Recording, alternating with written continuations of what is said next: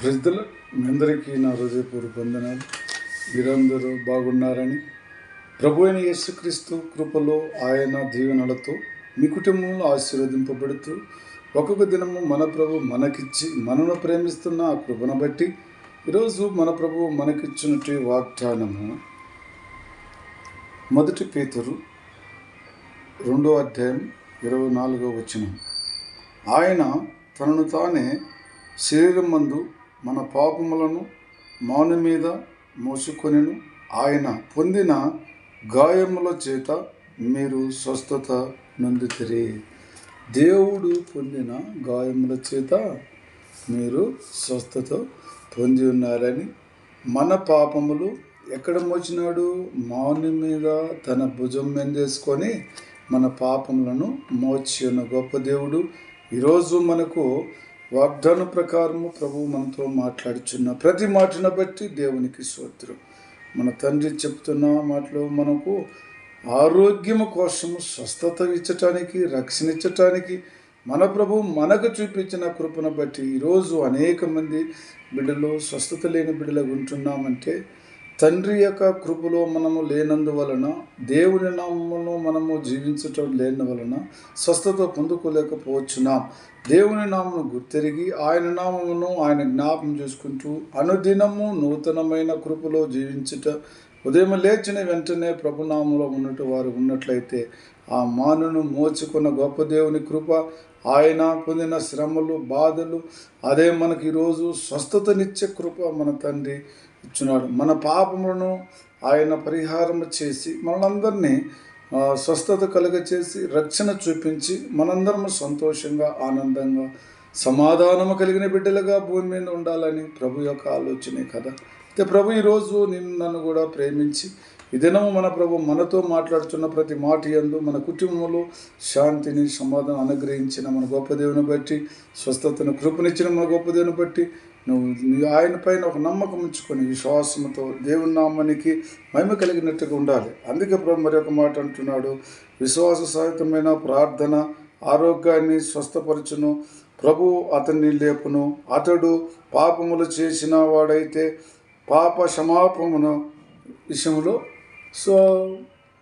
క్షమాపణ పొందాలి. పాప క్షమాపణ విషయంలో ఏమైనా క్షమాపణ పొందుకోవాలి. ప్రభువు ఎవరినైతే విశ్వాసంగా ప్రార్థన చేస్తే వారికి ఆరోగ్యాన్ని ఇస్తున్నాడు. అయితే మన పాపములను మనము దేవుని దగ్గర ఒప్పుకొని క్షమాపణ పొందుకున్నట్లయితే నీకు రక్షణ కలుగవచ్చున్నది. మరి దేవుడు అతన్ని లేపుతాడు, దేవుడు అతని పట్ల ప్రేమ చూపిస్తాడు.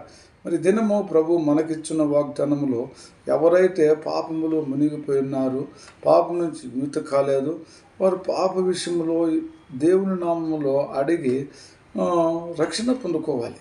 రక్షణ పొందుకుంటేనే కదా ప్రభునామంలో మనం ఏదైనా అడగటానికి బాగుంటుంది. దేవుడు మనల్ని అడుగుచున్నది కూడా లోకములో ఏది అడగలేదు, కానీ ఆయన అడుగుచున్నది మనసు మార్చుకోవాలి, పాపం క్షమాపణ నొందుకోవాలి. అప్పుడు దేవుని యొక్క స్వస్థతను, రక్షణను పొంది దేవుని బిడ్డలుగా మనము అనిపించుకోగలం. కాబట్టి ఈరోజు మరి దేవుని కృపలు పొందుకోవాలంటే మనం విశ్వాస విషయంలో, ప్రార్థన విషయంలో జాగ్రత్తగా దేవుని సన్నిధిలో మెలుగుతూ బ్రతుకుచున్న జీవితంలోనే దేవుడు ఆరోగ్యాన్ని ఇస్తాడు. మరి ఆ ప్రార్థన ద్వారా అతన్ని లేపుతాడు. మరి ఇర్మీయా గ్రంథంలో కూడా ఒక స్వస్థత కలిగిన అనారోగ్యమైనట్టు చిన్నదాన్ని కూడా ఏం చేసినాడు? చిన్నదారి వెళ్ళి స్వస్థత కలిగి ఉన్నది లేయమన్నాడు. మరి ఆ బిడ్డకు స్వస్థత ఇచ్చినాడు. కాబట్టి ఈరోజు నేను కూడా స్వస్థత కలగాలంటే, ఆరోగ్యముగా ఉండాలంటే దేవుని దగ్గర ప్రార్థించే బిడ్డలుగా మనము కనిపించాలి. దేవుని నామంలో పని చేయాలి. క్రియలో ద్వారాను మరి అనేక సత్యములతోనూ ప్రభుని గణపరుచుకునే బిడ్డలుగా మనం ఉండాలని ప్రభు ఈరోజు నన్ను ప్రేమించి అడిచిన కదా. ప్రేమైన సహోదరి సహోదరులారా, లోకములో మనం ఉన్న దినములన్నీ కూడా ఆయన నామానికి ప్రార్థించేవారుగా మరి ప్రభు నేర్పించినారు కదా. యాకోబు చెప్పినట్టుగా ఎవరైతే అనారోగ్యముతో ఉంటారో మరి సంఘ పెద్దలు కానీ, దైవ సేవకులు కానీ నూనె అంటి వారిని గురించి ప్రార్థన చేయుడి, వారికి స్వస్థత కలుగునన్నాడు. దేవుడు చెప్పిన మాట ప్రకారం ఈరోజు నేను కూడా ఆ విధంగా సంఘము కలిసి ప్రార్థించితే అద్భుతములు నడిచి ఉన్నాయి కదా.